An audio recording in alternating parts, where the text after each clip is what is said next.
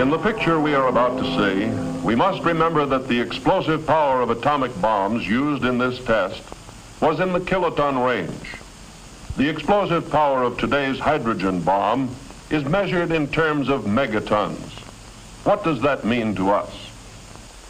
It's a matter of practical application. It takes 1,000 kilotons to equal 1 megaton. And by applying the scaling laws, the proportionate comparative effects of a larger bomb can be determined. The A bomb exploded here was rated at approximately 30 kilotons. For comparison, let's use a 20 megaton H bomb. The 20 megaton bomb, therefore, would be 667 times as strong as a 30 kiloton bomb. The relationship between distance for any given pressure and the size of nuclear weapons follows the cube root scaling law. So theoretically, a hydrogen bomb of 20 megatons at approximately 8.5 miles would have about the same destructive power as an atomic bomb of 30 kilotons at 1 mile. In this test, many of the structures were approximately 1 mile from ground zero. In the case of a 20 megaton H-bomb explosion, most of these structures undoubtedly would be obliterated. And actually, at a distance of 8.5 to 9 miles from ground zero, with the longer duration of blast pressure, we could expect to find conditions even more severe than those at 1 mile from ground zero in this test. This atomic test, although depicting the severe effects of a nuclear weapon, does not reflect the extent and severity of destruction that would result from a nuclear weapon in the multi-megaton range. Here at the Atomic Energy Commission's Nevada test site, I covered the story of Operation Q, a program to test the effects of an atomic blast upon the things we use in our everyday lives.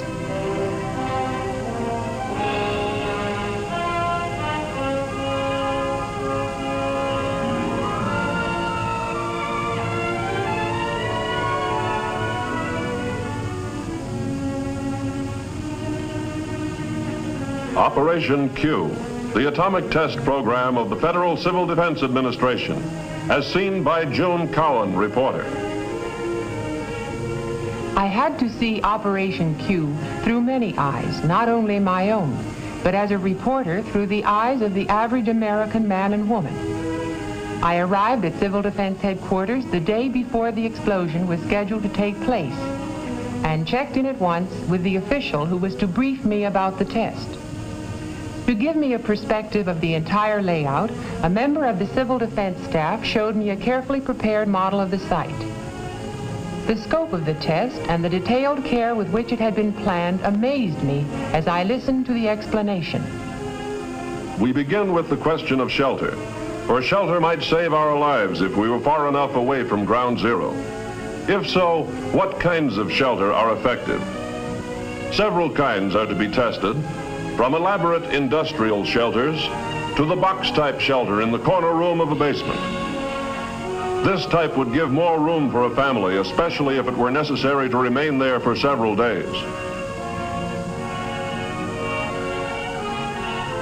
In this frame house without a basement, at the 4,700-foot line, we will test a bathroom shelter built of reinforced concrete.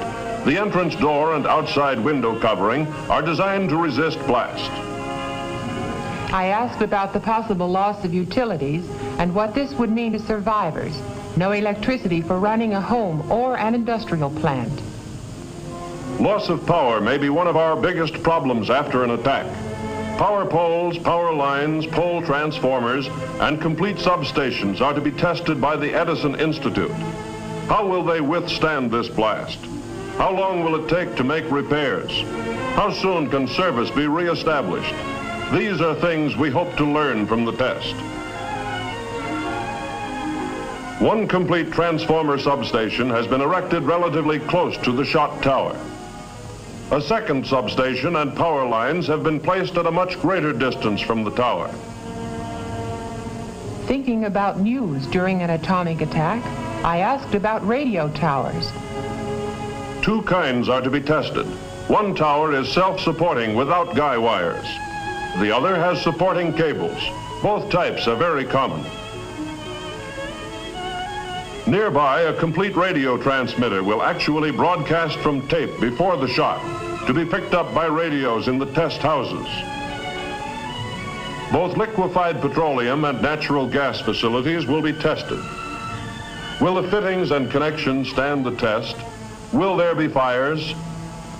All equipment is installed and checked by technical experts from the LP Gas Association and the American Gas Association.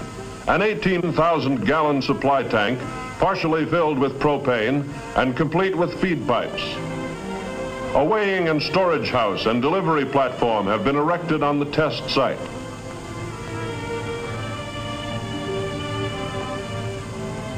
I was anxious to learn all I could about the various types of houses to be tested. 5 types are prepared for exposure to the blast and heat of this atomic explosion. First, a single-story frame rambler without basement built on a concrete slab.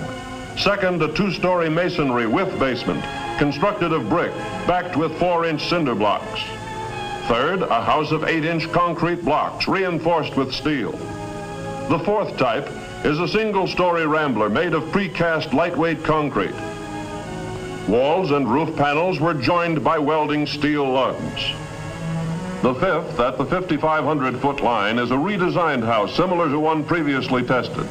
This new design provides additional strength at a cost increase of approximately 10%. That's the real purpose of testing these houses, to find their weak points.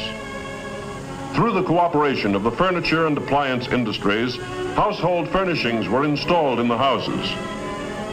Mannequin families supplied by private industry are to represent Mr. and Mrs. America. Interior home furnishings donated by industry are complete in every detail. I looked at the mannequins sitting about so indifferently.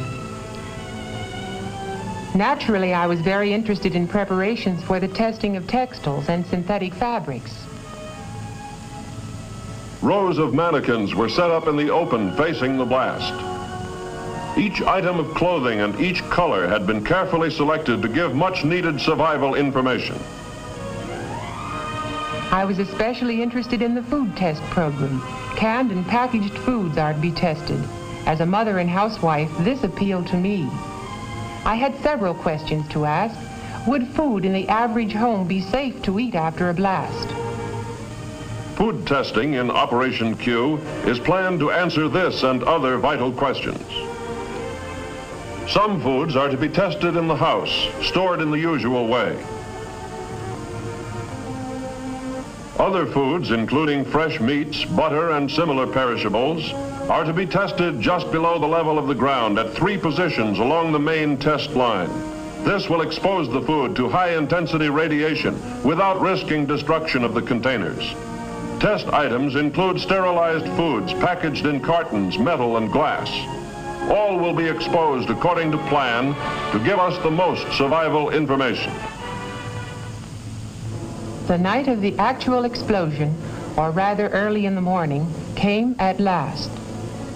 On Media Hill, television equipment was ready to bring the test into homes from coast to coast.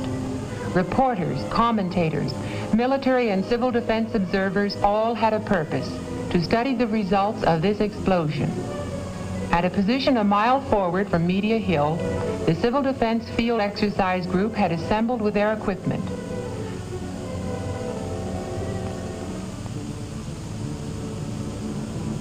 A small group of civil defense volunteers were to occupy a trench relatively close to ground zero. On Media Hill, where I remained, there was hot coffee, last-minute briefings, and more waiting. But it seemed no time at all before the loudspeaker warned, H-1 minute. Put on your goggles.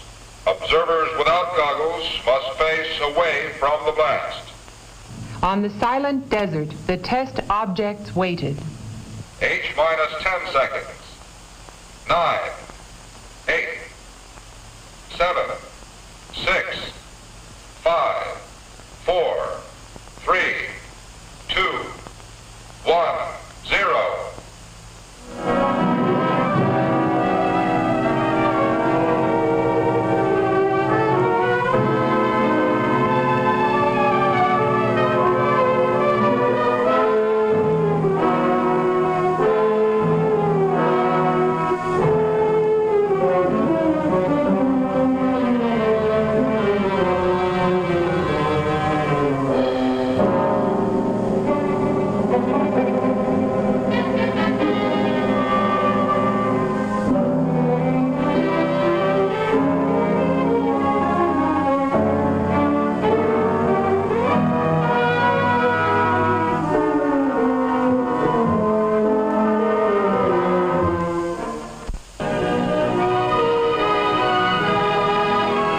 24 hours elapsed before we were permitted to view at first hand the results of the explosion.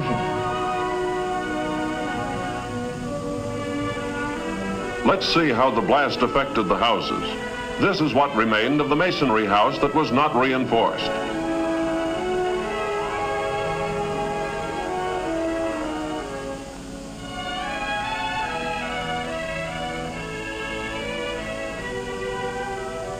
This is the house constructed of reinforced concrete blocks after the explosion. Although the redesigned two-story frame house was severely damaged, the structural improvements had strengthened its resistance considerably. As seen here, although basement shelters offered some degree of protection, they cannot be depended upon completely in potential blast areas. The reinforced bathroom shelter was standing intact beneath the ruins of the house, so this type also offered some degree of protection. The upper section of one unguided radio tower collapsed from the tremendous force of the blast. The guide tower was slightly twisted by a power pole which fell across one of the guy wires.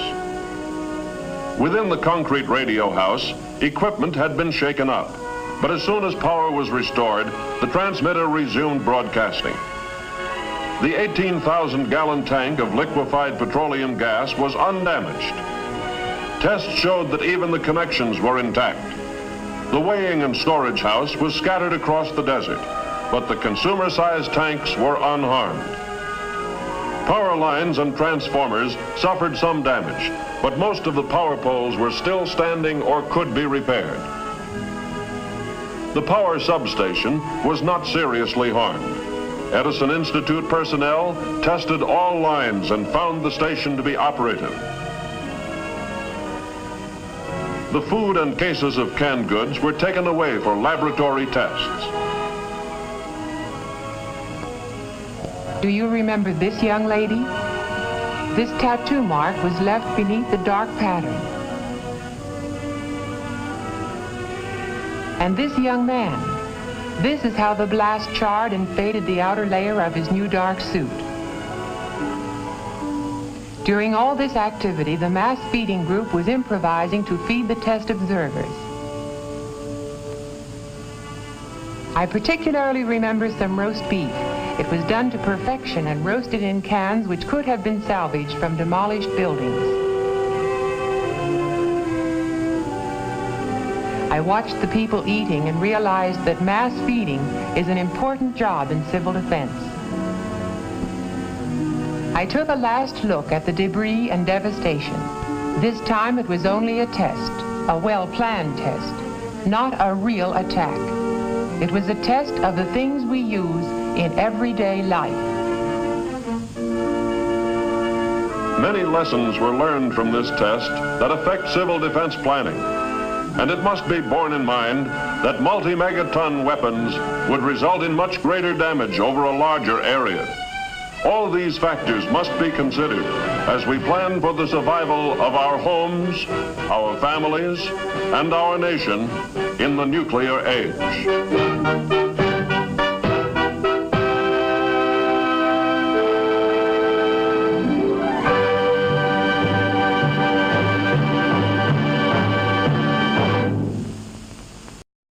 To equal 1 megaton, and by applying the scaling laws, the proportionate comparative effects of a larger bomb can be determined. The A bomb exploded here was rated at approximately 30 kilotons. For comparison, let's use a 20 megaton H bomb. The 20 megaton bomb, therefore, would be 667 times as strong as a 30 kiloton bomb. The relationship between distance for any given pressure and the size of nuclear weapons follows the cube root scaling law. So theoretically, a hydrogen bomb of 20 megatons at approximately 8.5. In the picture we are about to see, we must remember that the explosive power of atomic bombs used in this test was in the kiloton range. The explosive power of today's hydrogen bomb is measured in terms of megatons. What does that mean to us? It It's a matter of practical application. It takes 1,000 kilotons. Actually, at a distance of 8.5 to 9 miles from ground zero, with the longer duration of blast pressure, we could expect to find conditions even more severe than those at 1 mile from ground zero in this test. This atomic test, although depicting the severe effects of a nuclear weapon, does not miles, would have about the same destructive power as an atomic bomb of 30 kilotons at 1 mile. In this test, many of the structures were approximately 1 mile from ground zero. In the case of a 20 megaton H-bomb explosion, most of these structures undoubtedly would be obliterated. And